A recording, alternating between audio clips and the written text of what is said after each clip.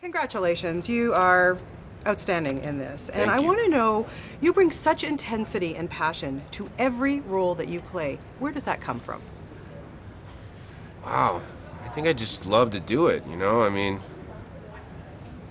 particularly on a movie like this, you know that you're working on something that's pretty epic and is probably going to be around for a long time. A lot of people are going to see it, so it's all very motivating. Yeah.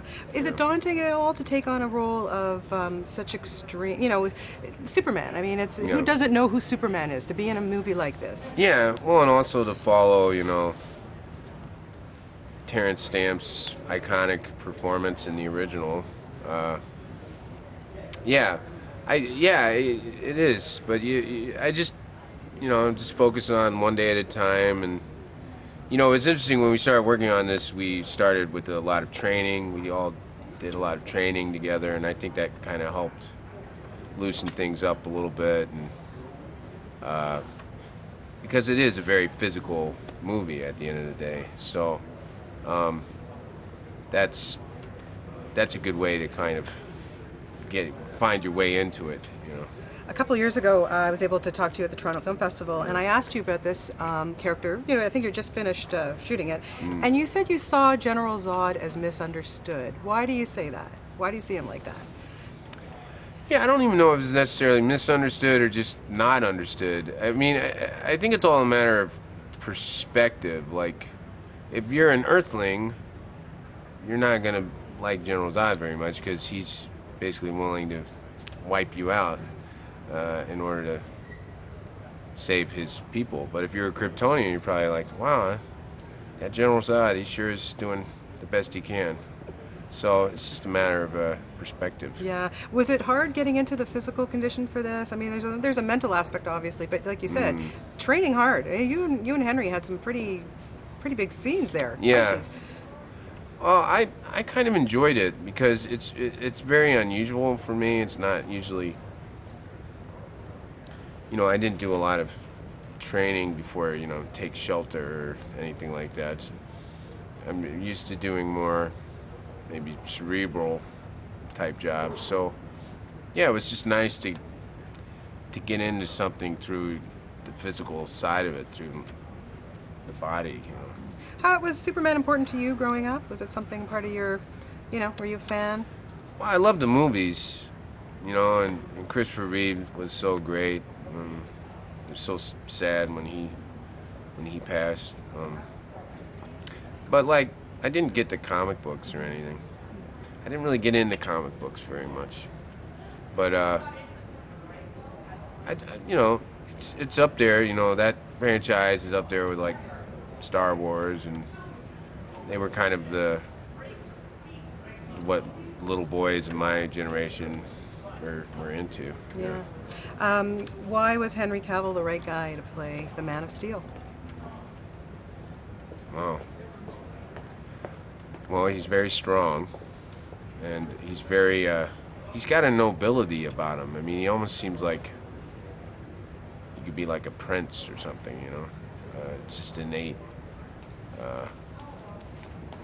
And he's a very kind-hearted person, and that's genuine. And I think that's what Superman is, he's got a big heart, and Henry has that too. How did you find working opposite him? What was it like to work with him? He's a great scene partner. He's a really good listener, and I loved, one of my favorite sequences to shoot was when I'm explaining to him what's happened and telling him how much I want him to be a part of our mission. And it was surprising how emotional it was. It's not what you expect, I think, from a movie like this. Do you have a Superman in your life? He's the ultimate superhero. He's inspiring strength, responsibility, and hope throughout the world. So who in your life is a hero embodying the Man of Steel's selfless ideals? Is there somebody? Well, yeah, definitely.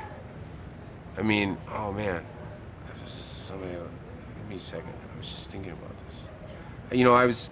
Yesterday I was at the hotel by the pool, and the man walks up and sits down next to me, and he says, "Yeah, tomorrow I'm going back to Afghanistan for the 7th time." He's a paramedic. He goes and rescues people. He jumps out of planes, rescues wounded soldiers. He's been shot 6 times.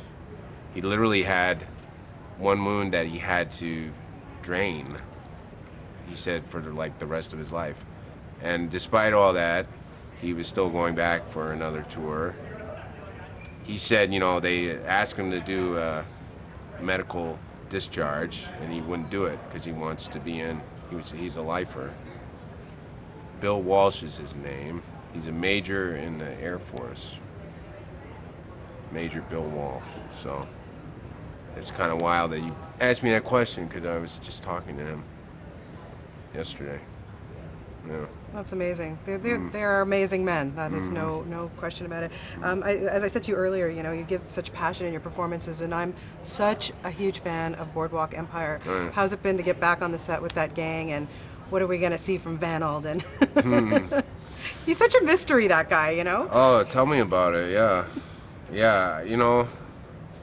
Yeah, well, we're about halfway through shooting season 4, and he's still struggling, poor old Van Alden. He's still trying to figure out, he's getting,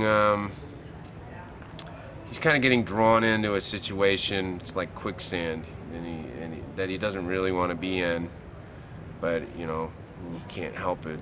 He's still rubbing shoulders or elbows or some body parts with O'Banion and Capone and all the Midwestern criminals, so...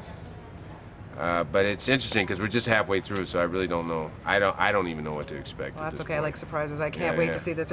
Did you ever think you're going to become an internet sensation? Reading that sorority letter, hilarious stuff, my friend. Yeah. I'm not. I didn't even go to university, so like half of what she was talking about, I didn't even understand. But I just gave it the good old college try. Well, I think you were fantastic. You should do some comedy. You really need to do some comedy. I would like to see that. If somebody sends me a comedy that I think is funny, I will be there. Okay, well, congratulations on this. Your General Zod is outstanding, and it's such a pleasure to talk to you. Thank you so much for your time.